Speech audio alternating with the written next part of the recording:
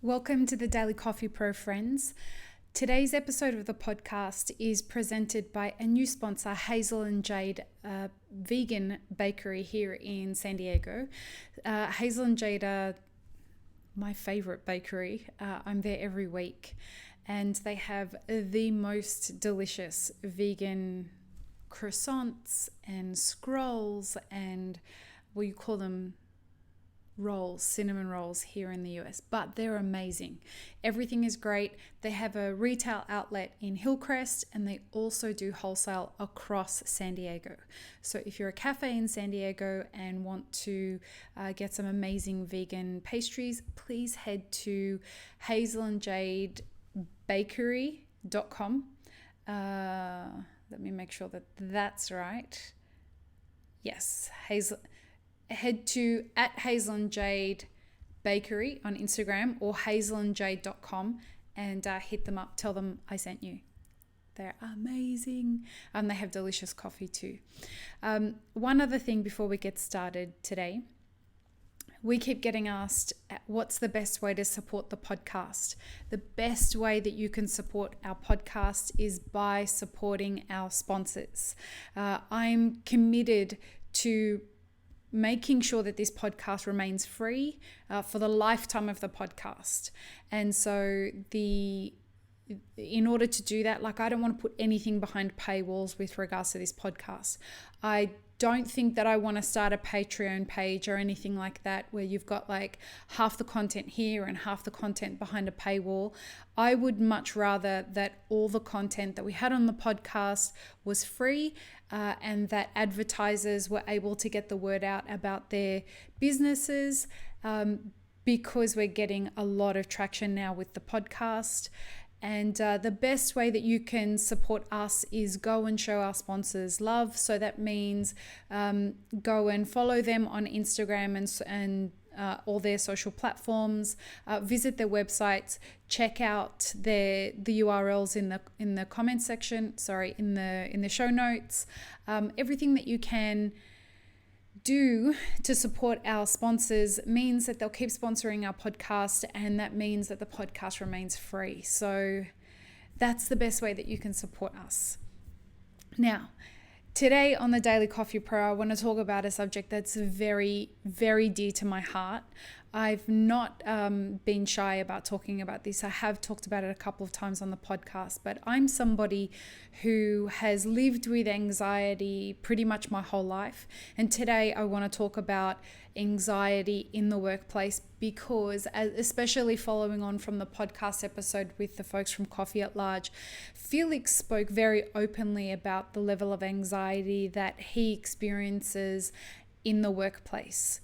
And this is becoming more and more prevalent in today's coffee workforce economy. Now, this isn't something that's new. As I've said before on the podcast, our industry attracts a certain kind of insecure person.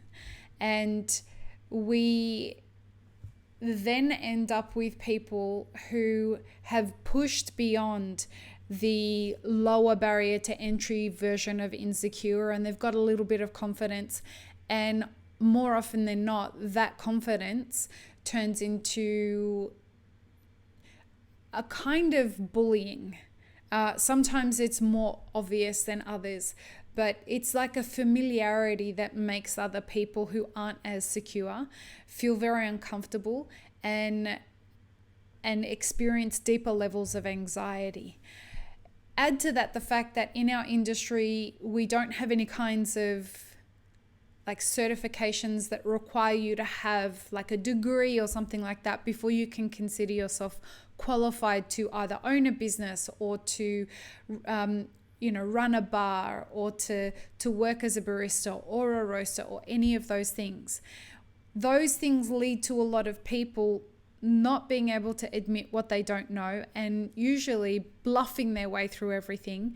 And that harnesses a greater sense of insecurity for a lot of people because they don't want to admit what they don't know because nobody else is admitting what they don't know. And so this causes this snowball effect of anxiety when people are around other people who think that they know pretty much everything. And so, I've spoken before on the podcast about the fact that, listen, let's start admitting what we don't know. And there's two main things that I want to address in this podcast episode. What role is it of the person who is experiencing anxiety? What role do you have in the workplace and managing your own anxiety? And what role does the employer have in managing employees who present with high levels of anxiety? I want to be clear with everybody. This problem is getting worse. Not just in our industry, in the world. We are more disconnected. We are more anxious. We are more depressed. We are more suicidal. We are more medicated than ever.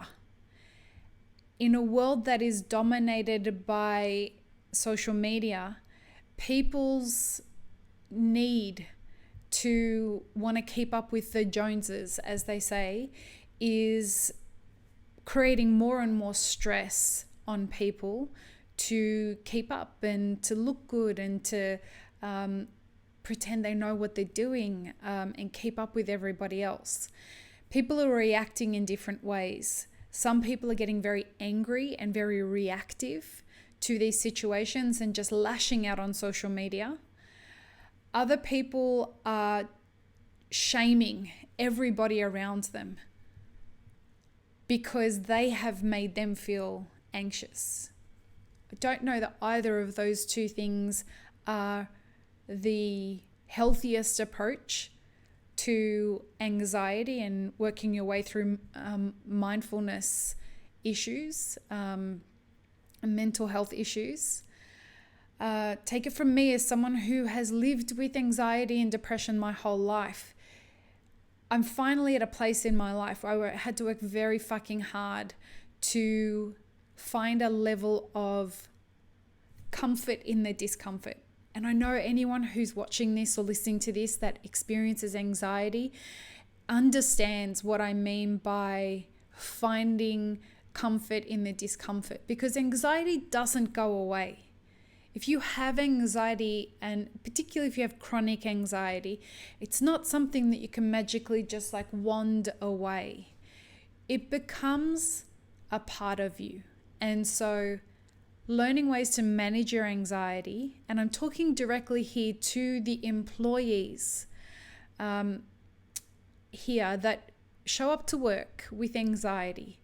Those people who feel that there's a lot of pressure on them to perform. There's a lot of pressure on them to behave a certain way, who feel triggered in certain circumstances. And I'm here to say to you a couple of things. I feel you, first of all. I absolutely get it. Being on display in front of people, having to perform and make coffees and socialize and do all that kind of thing. It is a big trigger the moment something goes wrong. Because when we feel anxiety, what we're doing is we're craving to feel connected and we're craving to be accepted so that we can kind of feel comfortable. And it's fine while it's going fine, but the moment someone shows us some level of aggression or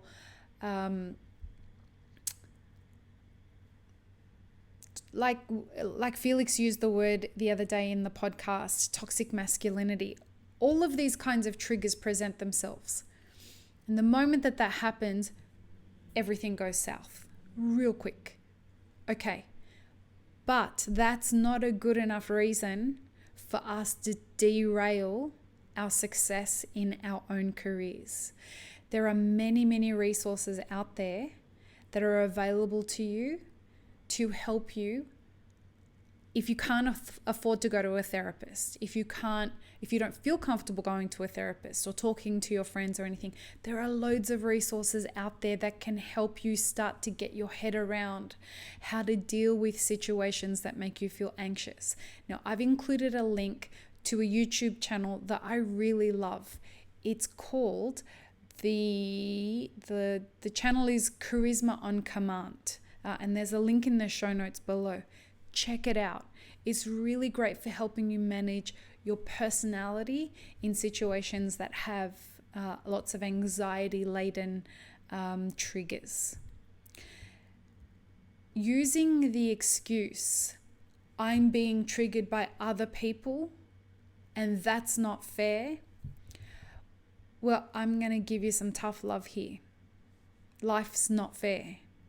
And I know that that sounds really cliche, but what I would like to see is you empowered to not be debilitated by the triggers that are presented to you. So right now you may be triggered by those external factors, but it doesn't always have to be that way. And take it from me as someone who worked through so many triggers. Now I'm running 2 businesses that are doing really well, and I feel confident in myself in every interaction that I do. It doesn't mean that I'm not triggered. It does mean that the way that I react to those triggers has changed significantly than the way I used to get triggered and react 10 years ago or 20 years ago. You have it within yourself to shift this behavior. And if you want to get a greater understanding of how we got into this situation, check out a book by Jonathan Haidt called The Coddling of the American Mind. And that book should be read or listened to on audio by those who are employers as well. And this leads me to the other side of the discussion, which is, what's your role as an employer of people who have anxiety or mental health issues? Because the one thing that I keep getting is, well, fuck, I'm not their parents, I'm not their husband or wife or anything like that. Why should I have to give any fucks about the mental health of my employees? Well, because you're their employer. I'm encouraging people through Map It Forward to seek employers who they view as mentors. Employers who set a standard that these employees want to aspire to. If you give 0 fucks about them, they're not going to want to aspire to that. They're not going to want to work for you either. So I'm not saying you have to become their parent, but what I am saying is you should care how they are. You should care about what kind of a work environment you provide for people. You should care about whether your work environment is safe and whether it's deliberately triggering people with things like toxic masculinity. And I'm going to give you what my definition of toxic masculinity is. Toxic masculinity affects all genders, whether it's binary or non-binary. It doesn't just affect women. It doesn't just affect people who don't identify with any gender. It affects men too. Toxic masculinity is the kind of masculinity that needs to be an aggressor and a dominant figure over everybody. It's not leadership, it's dominance and aggression. And it's overpowering people because you know you're stronger than them and you can fuck them up. That's toxic masculinity. It's being a bully.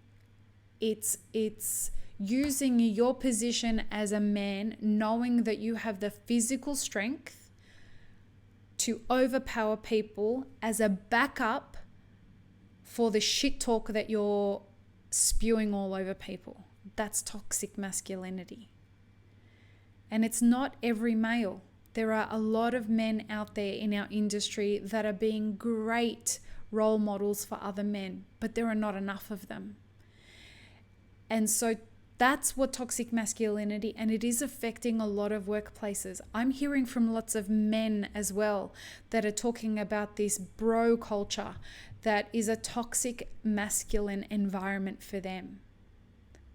So that is anxiety inducing in a massive way.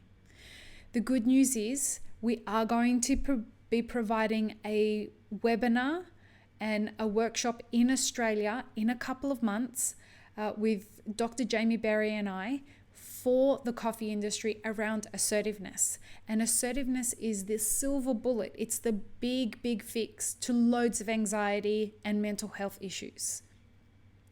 So keep stand by, as they say. Get on our mailing lists. Make sure you're subscribed to our podcast and our YouTube channels and social media platforms and whatnot, because we're going to try and find a way to make this as affordable as possible for everybody to attend, either in person or later by watching the webinar later. Having the skills to be assertive will help you set boundaries that prevent you from getting in situations and being able to get out of situations that increase your levels of anxiety.